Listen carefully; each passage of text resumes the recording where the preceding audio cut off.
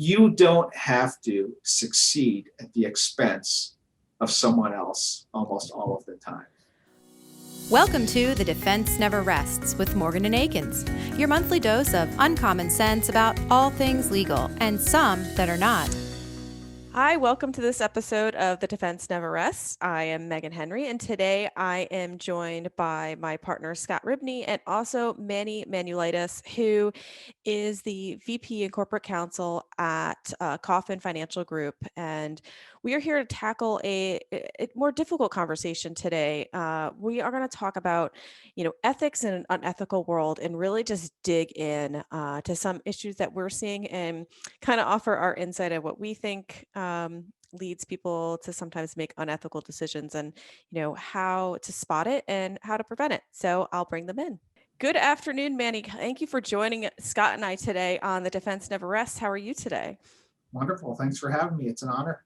I'm going to speak for Scott and myself. I'm so excited to have you on. Scott and I had a long conversation the other day, just chatting about the podcast today. And it was, I feel like we could have gone on for hours. So I'm very excited that we're going to here to talk today. But before we get into the meat of our topic, I really want to get to know you a little bit better, have our listeners get to know you a little better. You are the, corporate VP of claims and litigation at Coffin Financial Group, but let's hear more about that. Like, how did you get there? And tell us a little bit more about Coffin Financial Group as well. Let's start out with the group, first of all, because I love our group and I love talking about the team. Our group, basically, the way I like to describe it is the owner of our company owns every piece of the insurance pie besides the agencies. He doesn't compete with the agents. He owns the MGA, Burns & Wilcox, which is our flagship company. It's huge. That's out there. He bought an insurance company back in 2001, USF, that became Attain. He owns a TPA Minuteman. He owns a financing company. He basically owns every piece of the insurance pie. His background, Alan Kaufman's background, is he was a trial attorney. He was an attorney. He's an entrepreneur. He likes being an entrepreneur, and he's always looking to acquire new businesses. I came here in 2007 because it was a great opportunity, and I'd been a trial attorney previously in Connecticut before moving back to Michigan. And the opportunities were incredible. I joined up as an attorney for what was then USF company, the USF Insurance that became Attain.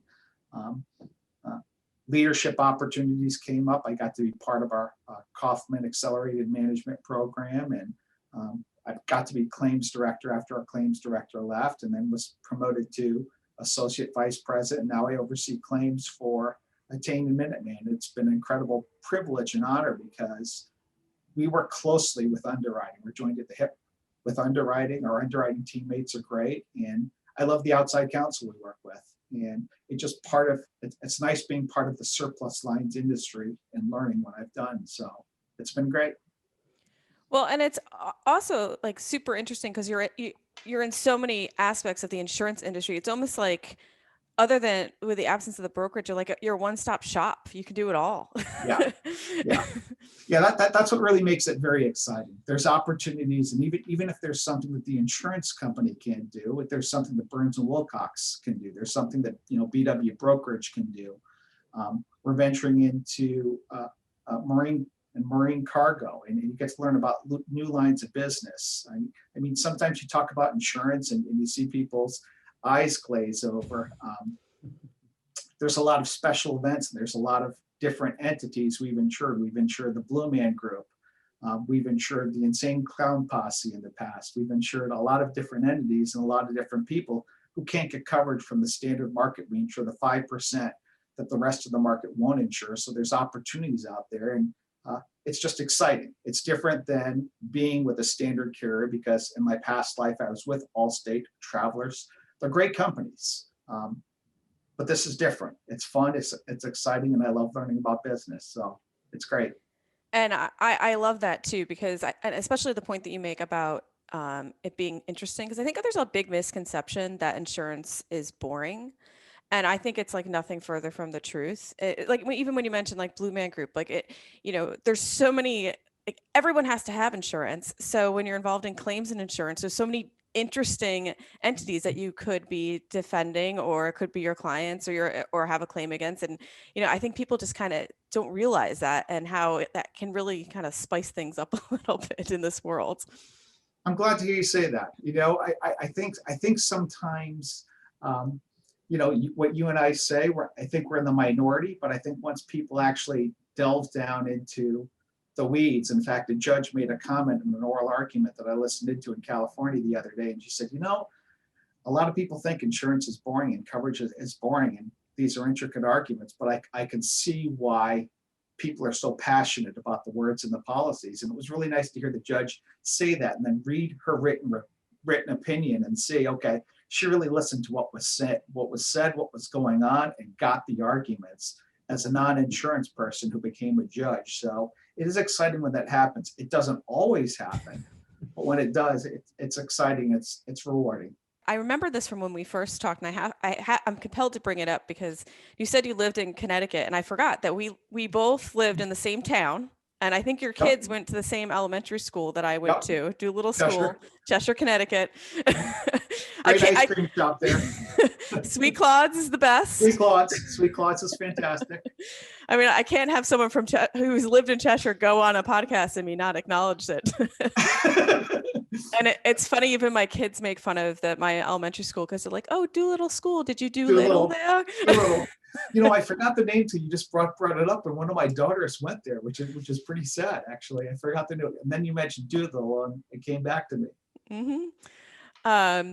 But just to back, and Scott, interrupt me if I'm interrupting your thoughts, if you have anything to say. But you're now in insurance, but you didn't start there. You were practicing attorney for some time. How did you make the transition over? All right. So it's kind of a funny story. I went from Ohio to Connecticut after I graduated from Toledo. I wanted to go back to Connecticut to where my family was. And I met my wife, who I've been with for 26 years, and she went back to Connecticut with me. I went and I started clerking for a judge. I wanted to be a prosecutor. There weren't any jobs in the New Haven prosecutor's office, and I took a job for a judge, Judge LeCarey, who was a great mentor to me, and it paid $77 a day. There weren't opportunities in the prosecutor's office, and basically my first real litigation job that I was able to get was with an insurance defense firm, a small insurance defense firm. And back then, around 1995, they were letting younger attorneys try cases. So I was very fortunate at that time, and it's something that I think we need to get back to doing in the future. But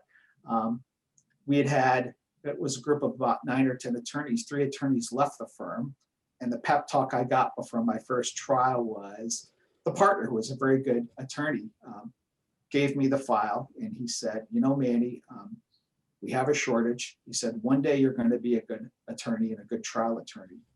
That day is not now. However, I need you to try this case tomorrow. So that was my first opportunity that I went in. After that, I went in-house with Allstate, and I don't know what Allstate's like now, but back then they tried everything. So I got a bunch of trials with Allstate, which was great. They sent me to the National Institute for Trial Advocacy. And it was great because it was nerve-wracking, but also there's like a comfort level, like you went in, you did it.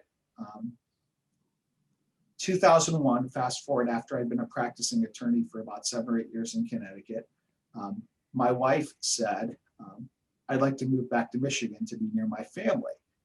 And I said, okay, Kelly, if you get a job out there, I'll move there with you. And not expecting her to get a job or go down that path. And she got a job, and I kept my word, and came out here, and I hung out my shingle, and I was in private practice. Like that a lot. There's challenges with private practice. And this opportunity came up in 2007.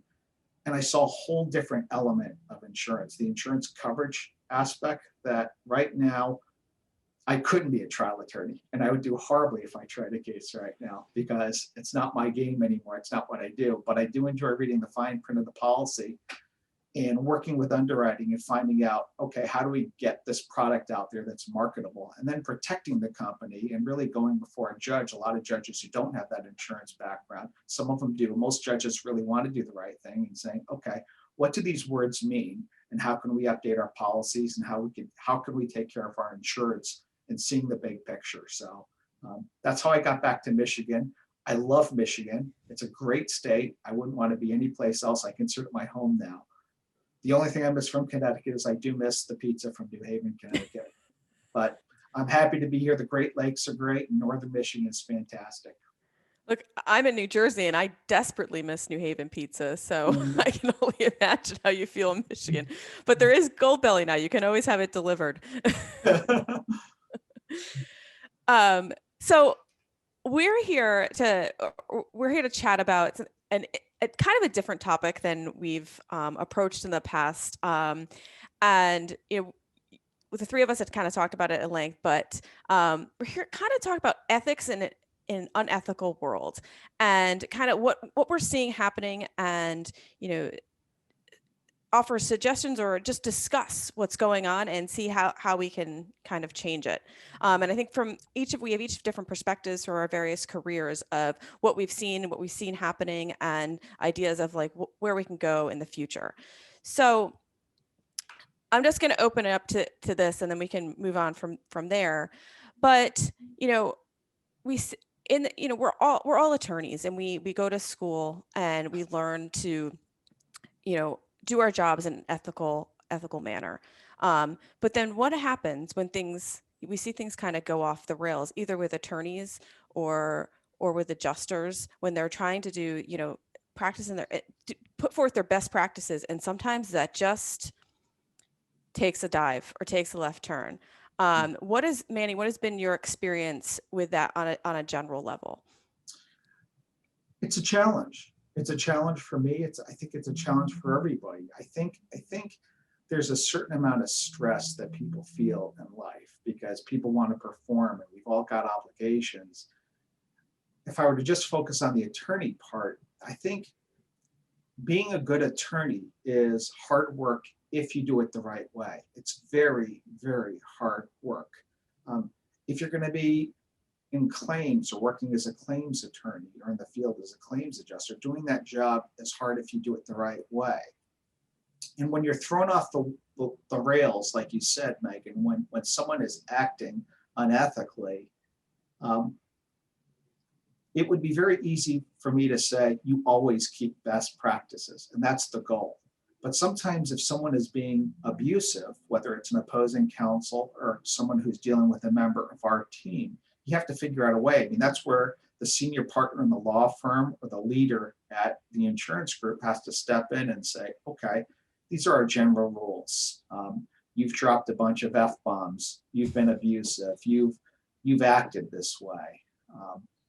We're going to have to end this conversation right now. And just calming down and realizing what's going on. For me, whether you're an attorney, an adjuster, or in any field, I mean, 90% of the battle is being self-aware and saying, okay, I'm feeling angry right now. I'm feeling sad right now.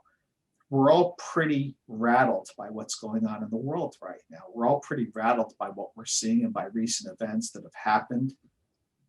I think the challenge that I have for myself and for all of us when we talk about like being ethical in an unethical world is it really an unethical world?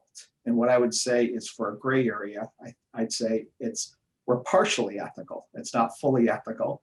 We're perceiving certain things right now, and because of our stress levels being accentuated from the people who are the loudest out there, we can look internally and say, okay, how can I be respectful to someone else? When I was trying cases in New Haven, Connecticut, I was very lucky. It was a very, very friendly bar. And if you were a jerk and you were an attorney, you were an outcast. When I showed up at trial, and even what was with Allstate before the judge or the plaintiff attorney, I'm sorry, this is all the money that I have. This is what I got, and it's what I got, and if we couldn't settle the case, we would try it. And when it was done, we were friends. It wasn't anything personal. We would go out and we'd interact with each other. That doesn't always happen. I've got a lot of theories about it. I think we all want instant gratification. I mean, we're all used to,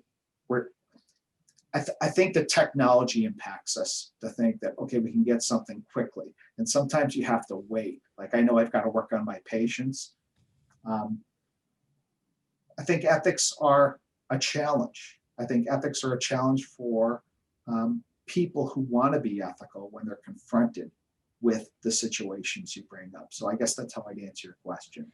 See, Manny, I'm somewhat jealous. I'm going to chime in here because my experience, and you and I aren't that far off in years in terms of when we started practicing law, is the polar opposite of where you are. I mean, I kind of came in at the tail end of what can only be described as the Wild West here in Philadelphia. I mean, I remember, and I can Still kind of the Wild West. Attorneys getting into physical fights in the courtroom in front of the judge, literally fists being thrown back and forth.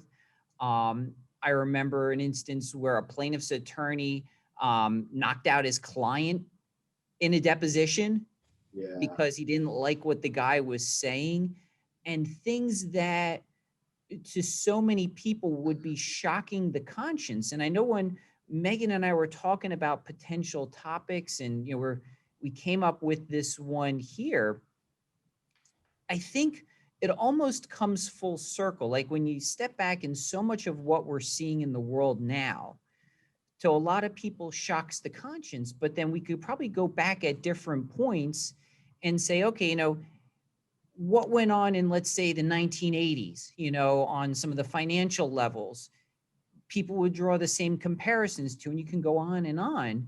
So I think this is a great time for us to step back and say, okay, from somewhat of an esoteric level, but also a practical level, where are we at, you know, morally, ethically, and then, you know, how can we not only do better, but recognize some of the telltale signs? Because let's face it, you know, insurance adjusters are probably among some of the most verbally abused people out there.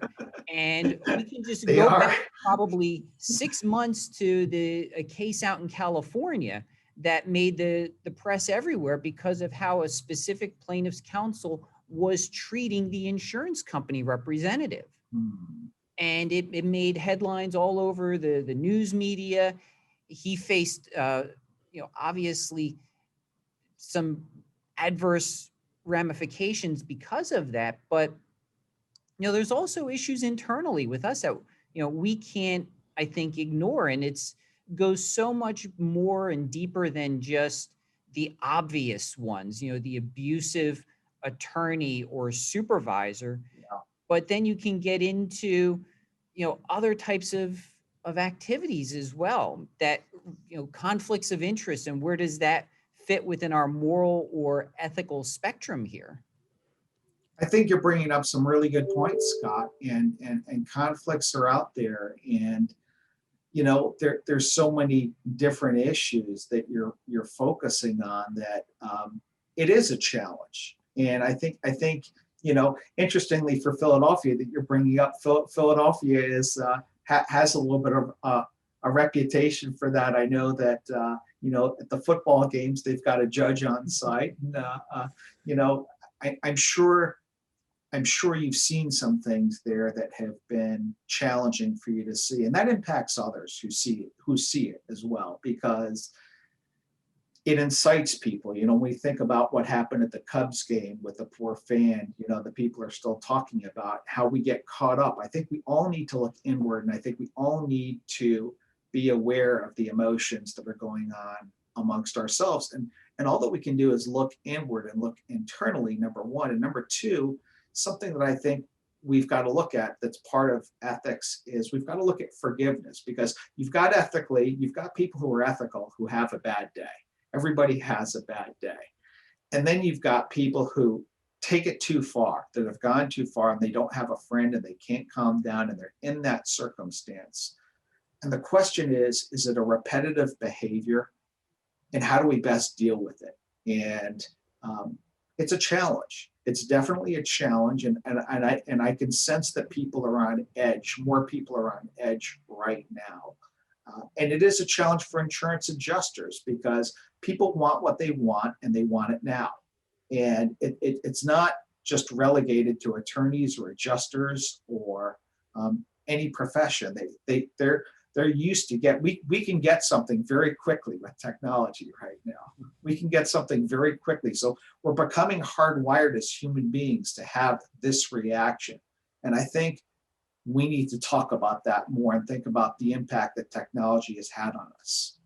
And that's a great point. And I think if I could just jump in here real quick, Megan, or not so quick, I was given that a lot of thought, and I've kind of come up with, I'll call it 5 different factors that I think will lead to people compromising their ethics. And it kind of just ties into what you were saying, Manny. I'd like to run some of these by you. Sure, please. What your thoughts are. Sure, I'm Number interested. 1, pressure. Yeah. And by pressure, I mean someone's desire to bend the rules to achieve a certain result. And that could be on the attorney's side, maybe a billable hour requirement. On the adjuster side, to meet a quota for closed files, if there is one, or to meet certain benchmarks. Number 2, pleasure. Taking shortcuts to achieve that instant gratification. So I want to go outside. I'm going to, maybe I'll flub something over here just to get it done. When maybe I'm not, doing it the way I should be. One, I think you both talked about before. A third one, power. Someone is abusing power. They want more power. And that desire leads them to cross lines that they wouldn't normally. Pride. I mean, let's face it, we're all attorneys. We have a bit amount of pride to us. We carry that into the courtrooms. But when that pride gets to be too much and we have that desire to beat someone out of something just to be in the better position, that's, again, one more thing that can get that ethics. And then the last one I came up with was just priorities. And some people, I think, lack, for whatever reason, that core set of values to do what is right for some unexplained reason. And that, believe it or not, I was not a philosophy major in college, but this is such an important topic. As we read about all the disciplinary issues that everybody is undergoing now, it seems like it's a nonstop. That I wanted to say, okay, what are some of the causes? Like, let's delve down to the root, and then maybe we can try and, figure out how to either correct the behavior before it gets to a certain point, or recognize it before we bring that type of person into our organization. Yeah. I think what you're saying, God, I mean, I don't even know how to pick one. I think it's very, very thoughtful what you've just said. I mean, I could touch on every single one that you've talked about. I mean, just to pick one right off the bat is, I mean, the pride thing. I mean, people want to do a good job. I'll pick one right there. That and power stood out. But for pride, we were talking about competitiveness. Like, we were being at Orange Theory and wanting to do something. When I tried a case, it's like, I wanted to win. Well, what are the mechanisms that you go about to win? And how do you do it? And how do you handle yourself when you lose? Like, we're taught that losing is a bad thing. How do you get better? How do I get better at something? How do I get better at jujitsu if I'm not with a friend of mine who's better than me, or better at tennis if I don't play someone who's better than me? Like, how do you become better at that? And I guess that goes to the power as well that you talk about.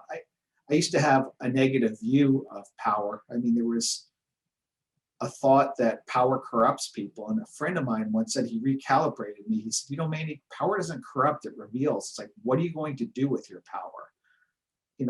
Taking it out of the law context with back to the jujitsu analysis. If I'm with somebody who's a lot better than me, which I like going with, I rely on him or her not to break my arm when, they're submitting me or going down that path. And conversely, I take it as a great honor when someone who's new in class comes up to me and wants to roll. Now, can't do jujitsu now because of COVID, but it's, I guess that goes to your point, Scott. I think they're all good ones. And I think everything that you mentioned is correct. I think you bring up a good point, though, from like you have to have someone to learn from.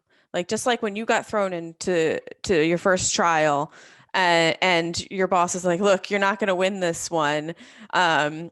You need someone to show you the way in some respect. I mean, everyone has their own individualized thoughts and feelings, but you also need some sort of mentor type figure who's going to help guide you both ethically and just in practice in general, so you don't make, decisions that might be unethical decisions that you don't even know are Yeah. wrong. You don't even know that is a wrong call because you weren't even given the guidance from someone to show you that that is not the right way to go.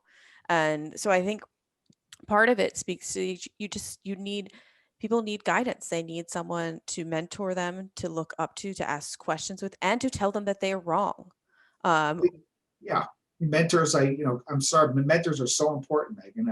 I think that's huge. I mean, why are you filing an objection to a motion to extend the discovery deadline? It's like, okay, the judge is going to give it. I mean, you're going to need it in the future, and just mentorship from other people is huge in all aspects of life. And finding good mentors to say something, hey, I'm having this thought, Megan. I'm angry about this. This is going on, and you saying back to me, Mandy, let's examine that thought. Let's examine why you're upset about that and how the other side behaved there, and go down the path.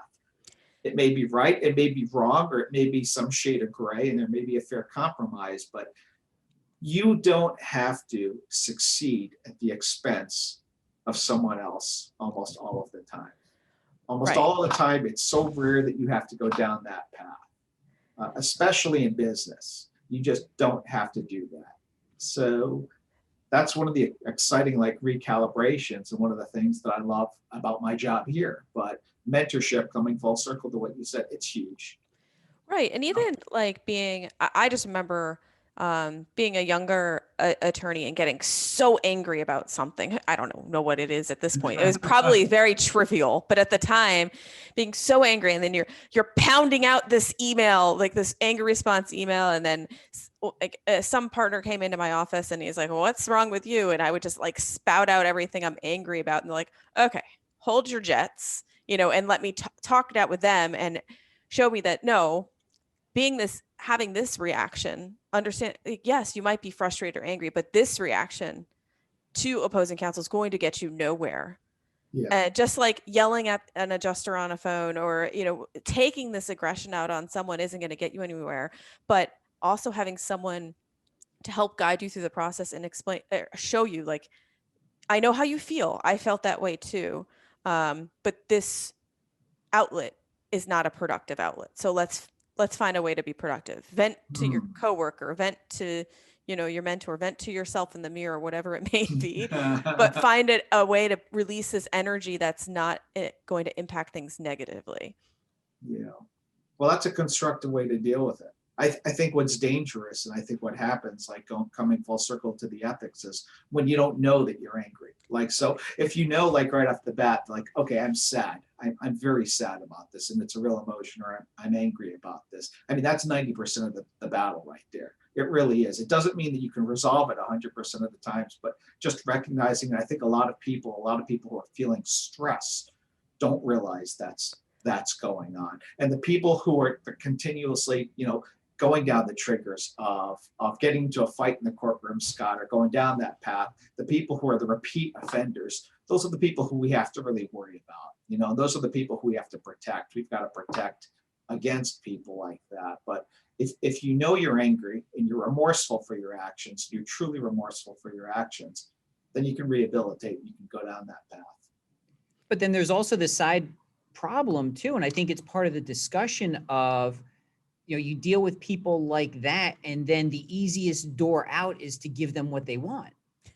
I mean, that is also, while seemingly innocent, also falls into, if we want to be technical about it, a little bit of an unethical behavior. I mean, if I'm dealing with an attorney who I know has a history of just lying and cheating and making my life difficult, if I overvalue the claim just for the purpose of getting rid of it, I've not carried out my ethical obligations consistent with the way the model rules allow. And the same thing can also be said of adjusters. And I know I've had this conversation with so many people where when they see someone is involved, they'll purposely go down the path of least resistance just so they don't have to deal with it.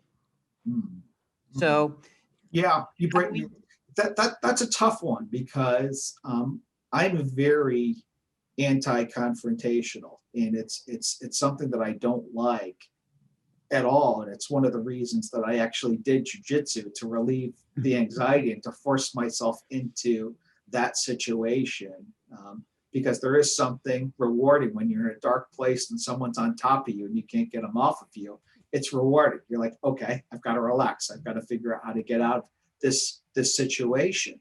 But you're correct, Scott, because sometimes in circumstances like that, I think the best way to deal with it, it's like if you hear something that you know is innately wrong in my past, if I heard something or I heard behavior that was wrong, I would avoid it. And I would go down that path. And I didn't like that aspect of my personality. I still don't like confronting. I think the best way to deal with it in that circumstance, or best practice, might be, okay, informing both your client and the insurance company, hey, we've got someone difficult on the other side to deal with. It's going to be a little bit harder for me. I'm going to take these measures to avoid unnecessary confrontations. But you may have to have this case drag on a little bit more, or this is what's going to happen in this case, and I want to warn you about that.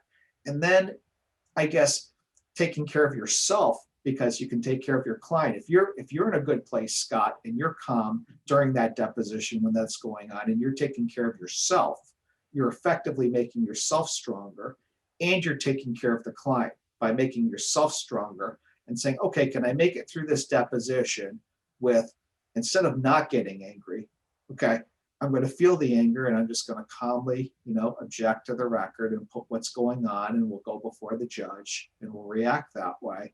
You're helping out your client in that circumstance by helping out yourself. So I think that's the only logical way that I can think of how to respond to it, a thoughtful way that I can think. It doesn't always work. You're never going to bat 100% because we're human beings. I mean, I definitely don't bat 100%. I wish I could, but that's the only logical way I can think of to deal with that. Yeah, you see, my personality tends to be the opposite. If there's the fire, if there's some calamity, I'm usually finding myself being the one drawn towards it. So, a lot of times what I'll do when I reach out to, or I'm talking with someone at a carrier and they're starting to lament to me about a certain issue or something, I try to get involved to say, okay, how can you get me involved so I take the fire? Okay. Yeah. Let this person go on the way. He'll still be involved, but let me be kind of the grunt on the front line there, to take all of the incoming fire, and we'll get the case to the resolution it should be. And the same thing, I found over the course of my career in the office is it's not that the people aren't capable of handling it, but sometimes, we all hit our tipping point. Yeah. And it's when you hit that tipping point that, okay, who can step in that has, maybe a higher tipping point, and they're not going to hit that level as quickly. And sometimes it's just a different personality. It's not saying that person can't do their job for whatever reason, but it's just all part of our human nature. And if we can keep ourselves away from that edge, that tipping point, and, doing jujitsu, exactly what that is, that point right before the arm's going to break, but it's not quite there yet.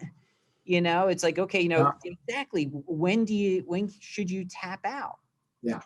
Yeah. And losing and tapping out it's not a bad thing. You're learning something, you're going down that path. And to your point about like using resources, I think that's huge, because it segues into a whole different animal, which is leadership and playing to people's strengths. There's a point that you touched on that I think is fascinating, which is going into the fire and being that person. I watched oral arguments before the Ninth Circuit. For one of There's the lots of fire there. Oh, there was, and our counsel, she did fantastic, and I watched her argument, and the most impressive things, I've watched her argue, I think, 3 times now before the Ninth Circuit on video, and the one thing that I remember from all of the things that she did during the argument was during one argument where she was getting beat up on, one of the judges, who I think was pretty tough, asked her point blank, said, whose responsibility is it for not citing this case in the brief? And it was much more forceful than I'm telling it to you right now.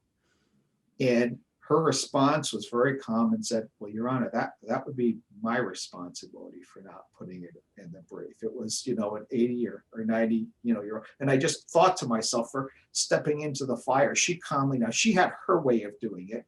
You have your way of doing it, but coming full circle to playing resources or playing the resources, there's different people at your firm.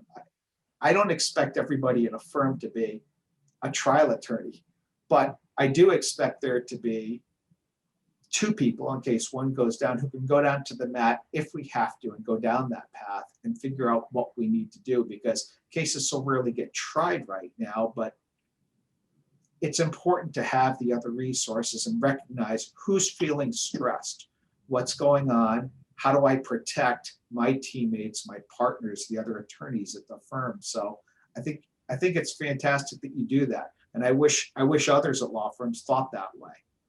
I think there are others who think that way, but I think we need to grow more towards that. We do. And here's kind of the challenging question. And if you want to boomerang it back to me, absolutely. How do you, or what things do you look for when, because you've been on both the outside and the inside, that would lead you to question whether a firm or a lawyer may be treading too close to that line for your comfort and is starting to, engage in questionable conduct, whether it's for their own financial benefit or just to go and burn the fields for the sake of burning the fields when it's not necessary? Yeah. Wow. I've been lucky from the standpoint that, first, I've got to compliment the lawyers that we have, the outside lawyers we've had. They've been very good. We've had a good group that I've been pleased with. That's a tough question. I haven't seen a case point blank that fits that realm. I can think of an attorney who I dealt with about 9 years ago, who I recognized was just alienating pretty much everybody. I won't mention the state or anything that he came into contact with. And it's really not good for the insureds, because you want the insureds to be there for trial if they have to be there. You want them to cooperate. You don't want them to have a loss run on their record when they try to go get insurance in the future, that we have all these expenses on your file, because your expenses and your indemnity show up on your loss run for your business when you go out there. And I just recognize that having someone who knows when to make an alliance or when I have to fight, and knowing that you can be a diplomat. I've seen it. You can try a case and still be a diplomat, and you can be cagey. I guess it's certain personality traits that I look at as an attorney. It's very difficult because we all have personalities. Like Scott, you gravitate, you said, a little bit more towards the fire. I like to figure out a way to make the peace and look at, how can we resolve this issue that's beneficial to all parties? We each have to play to our personalities and recognize other people on our team, maybe bring in Megan on a certain case when you want to do, maybe bring in someone else from the firm and figure out, okay,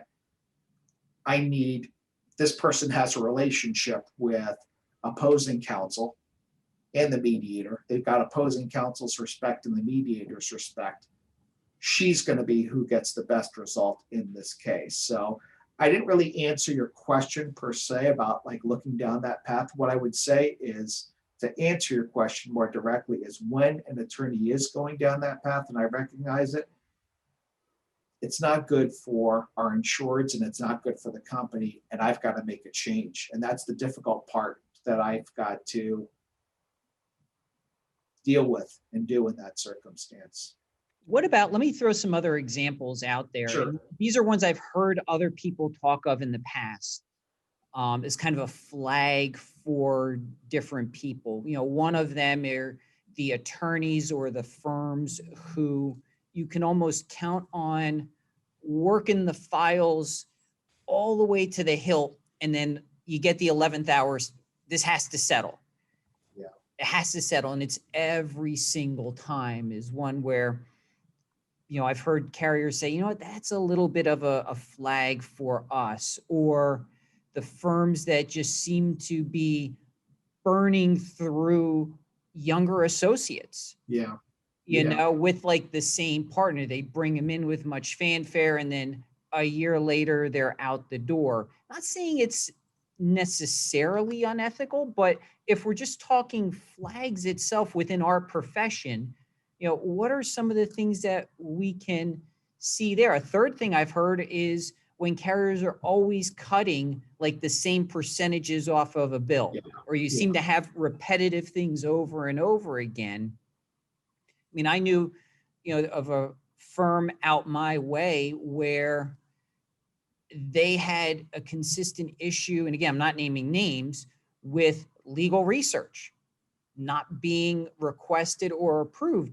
It turned into a big deal with the client, and the one that broke the camel's back was, to hear the number, you'd scratch your head and say, really, you fought over that? But that was one that one carrier said, okay, we're making a call at this point that your interests are not aligned with ours. And there was a little bit of an ethical quandary with all of that too, that they both had to go through.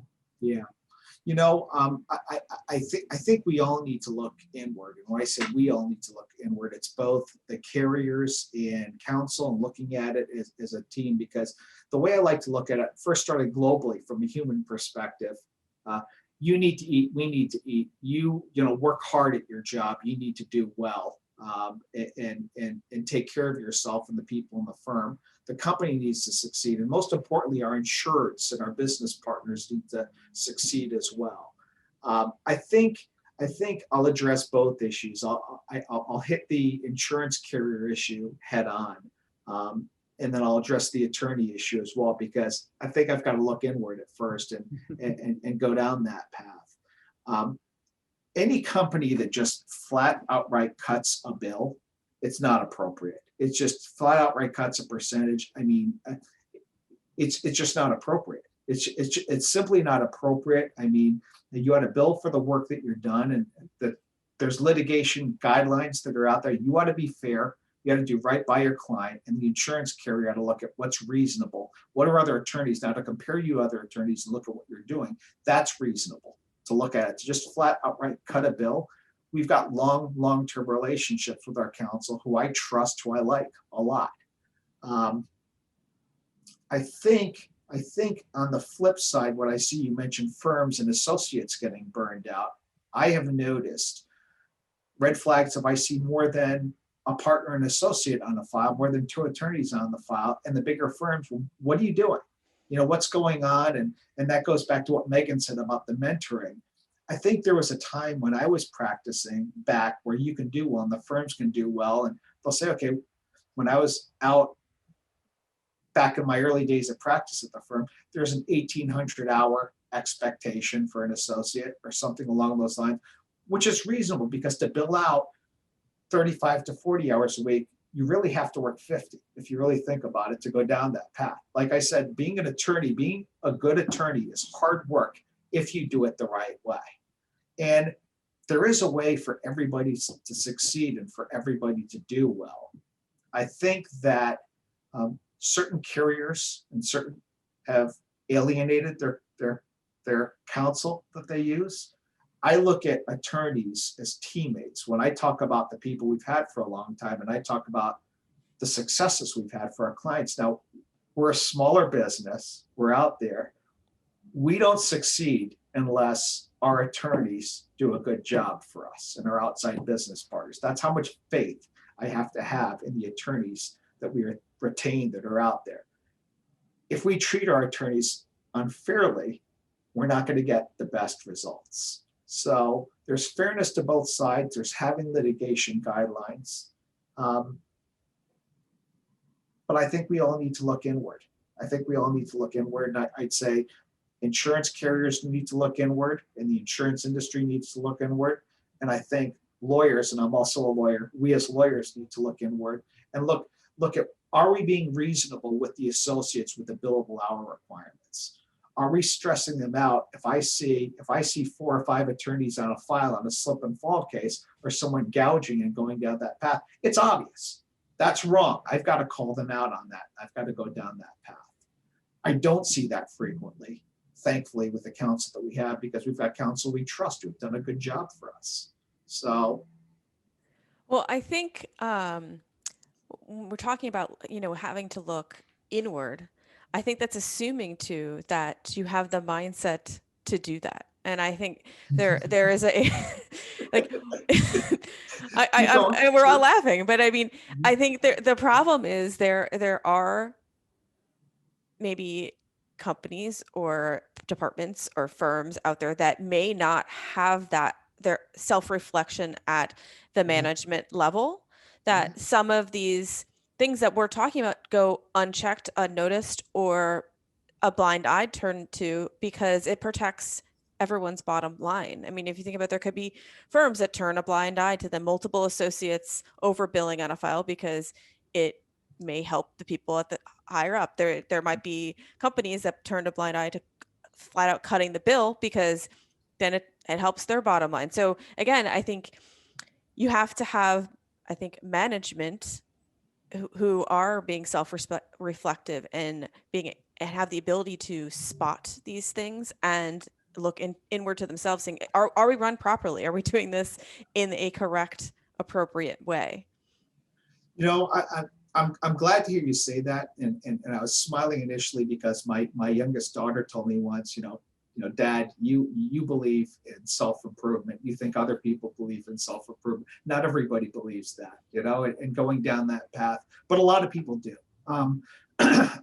But your point is very well taken, Megan, and I get what you're saying. I think what I would say if I was with one of the carriers who was behaving that way, that was only looking at the bottom line, or if I was with a law firm who looked the other way and rewarded an associate, not for how good of an attorney he or she was, but for billing out 23 or 2,400 hours instead of learning how to try a case, learn how to do things the right ways. I'd say, okay, you might win, and I've had this discussion with you might win in the short term, Right. but this isn't a good long-term play.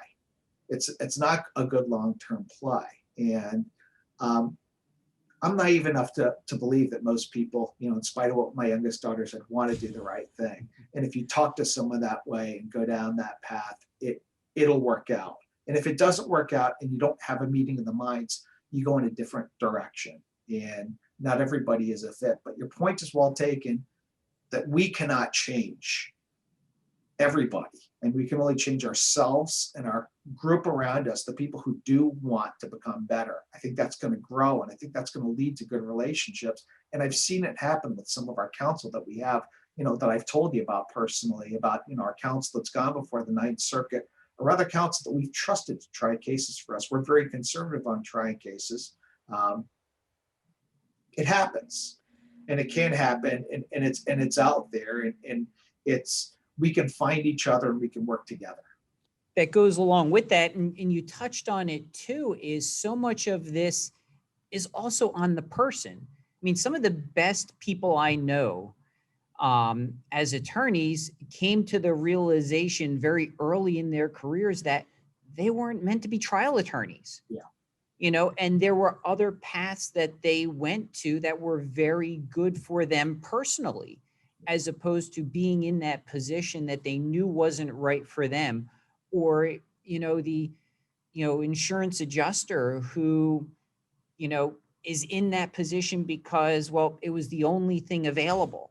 It may not be the right fit for them. Yeah. And that's part of the challenge with all of this is, for the person to recognize, hey, am I in the position where it's going to be my personal highest and best use? And then the people on the other side saying, okay, are we looking out for our folks to make sure that we're giving them the ability and the opportunities to reach whatever their maximum potential is? Like if you were in a management type role and you have someone on your team or someone that might be your or not, maybe not on your team, or a mentee outside your industry, and you recognize this is not for them, like they can see that they're unhappy or that this is just not the right path. I think almost the onus might be on you to sit down and say, hey, like I've noticed this is just, you're very unhappy, or this might not be your path, and help guide them or suggest that a different path is available, and that's okay. But I think a lot of times you get into you get into a trial firm and you're like, okay, well, I said I was going to be a trial attorney, so I'm going to be the best trial attorney there is. So I think it's both self-reflection, and also there is a part of that falls on either a mentor or someone in a management position who has the capability to sit down and talk to that individual about either what's they're seeing that's going wrong, or maybe poor choices or judgment calls, or that they're frankly just seem unhappy, and maybe guide them into a different type of role that might be better for them. Right. Hey, I want to ask this question. I think we've touched on it a little before, but I'm going to ask it very directly. Uh-oh. Okay. But before I do, I want to put a little bit of a preface on that. Sure. Okay. We talked a little bit before about like the ABA model rules for attorneys. Yeah. A lot of people don't realize that for those who do insurance fraud investigations, the International Association of Special Investigators has as part of their preamble that the investigators have to adhere to the highest ethical standards. So with the caveat that we have these kind of guidelines out there, why is it so hard for us to follow those, or to at least strive to reach that goal? I mean, we're always going to come up short, but why does some people take that proverbial left turn at Albuquerque? We're complex creatures. I mean, that's not a vague answer. It's not to be coy, but we're complex creatures. And I think the people who do that, if you look at those ethics, like if you pick one of them, if you read part of the rules, and one of the rules, like, coming back to what you said previously, Scott, I'm going to zealously represent my client. And you don't read the rest of the rules that are out there about your duty of candor to the court and how you behave. Mm-hmm. Okay. You choose which rule you read, and you have amnesia about the rest of the rules that are out there. That's one example. But I think that each person, each human being brings their own background into it. And we're not always logical. We think we're very logical. We're not. And it's, I guess the simple answer to your question is, I don't know why some people do that. I don't know why they do it. I do know that if someone doesn't want to adhere to those rules, or at least become better and go down the path where they can try to adhere to the rules and do the right thing, then, as Megan said, they may not be right for the job or the profession, and they may need a different profession that fits more with their own compass, their own ethical compass, as opposed to the law or fraud investigators. And I also think, though, I mean, everyone has their own set of life experiences and the way they view and interpret things. And I mean, we know as lawyers, we can read this, three of us could read the same passage and each pull out a different meaning. So I think, as stark as rules may seem, I think some people could read them and use their life experiences and their worldview and view those rules and take something entirely different, or mold what they want it to be or what's happening into, okay, well, it's okay because that's how I read this. So I think it's a factor of that everyone has their own experiences and also interprets things differently that can skew things to work for them and almost justify their own actions. We try to rationalize it. Right. We've kind of touched on this a little bit, but and we're all in management type positions, and you have teams. And what if you're on your team, you identify an employee or an associate or someone who I say, oof, like I think they're taking this left turn. Or it might not even be an associate. Maybe it's someone at your level or above your level, and you see that they're taking this left turn. How do we go about approaching that? And is it different if it's someone who's above you, equal to you, versus someone that might be a newer employee who's not quite on the same I keep using the word level, but I'm going to. Yeah. I think it comes down to the communication and how you deal with it and looking at it. I think I like seeing the entire picture. I try to identify, has someone had a bad day? What's going on? Is this a repeated behavior? So let's assume someone has a bad day. You empathize with them, you listen to them. I was very lucky to talk about mentors. My dad and my grandmother were great mentors. They would listen to people. My dad had a background in psychiatry, and friends of mine after college, when I'd come home from grade school, be there talking to my dad when I came home. I didn't know if they got in trouble. I didn't know what was going on. My dad never told me what they talked about. It was between them. That was it. He just listened. And my grandmother was the same way. So if it's a one-time incident, I'm looking at it, whether it's someone who a supervisor, an executive, because all people, whether it's entrepreneurs, whether it's business owners, everybody has a bad day. Let them get it off their chest. They're human beings. If it's a repeated behavior, I think the first thing is we have to take a step back and say, before someone joins our team, whether it is an insurance company or a law firm, I'm very big on the hiring process. Like for our insurance company here, we hire a lot of attorneys. Sometimes you meet an attorney at a cocktail party and they're an attorney after one sentence comes out of their mouth. Here, you're making a shift from being an advocate that's out there, if you've been a litigator, to coming in-house with us and working for an insurance company. What is your business mindset? Are you going to be able to take care of the clients of the organization, the customers? What are your customer service or client service skills like? So I would need to do that, and it's a failure of me if I brought someone onto the team or one of our directors that hasn't lived up to that role. And I'm going to do everything with my power to let her or him succeed and put them in a situation where they can succeed. Now to the difficult position. When it happens every once in a while, and it's a repetitive behavior, what's really going on? I mean,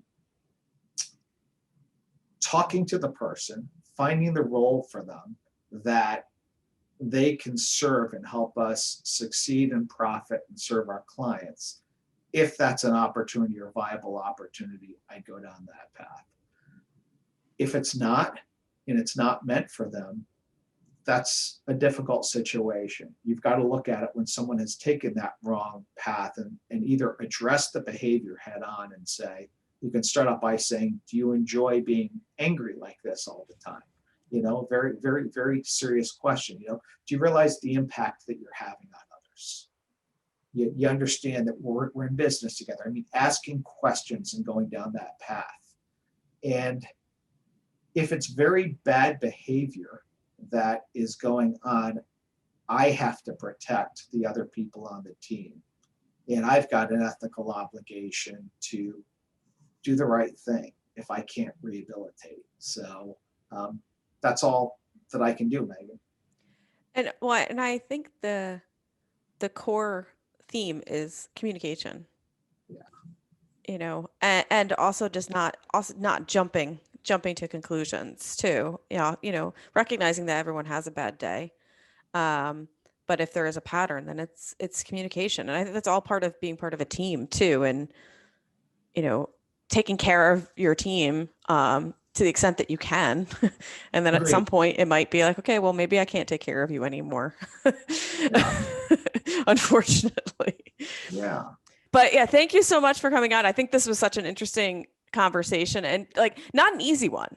And, I like those, and more thought provoking than most. So, thanks so much for joining us and, making me think this much, this late in the afternoon on a Thursday. Thank you both. I enjoyed being with you. Thank you.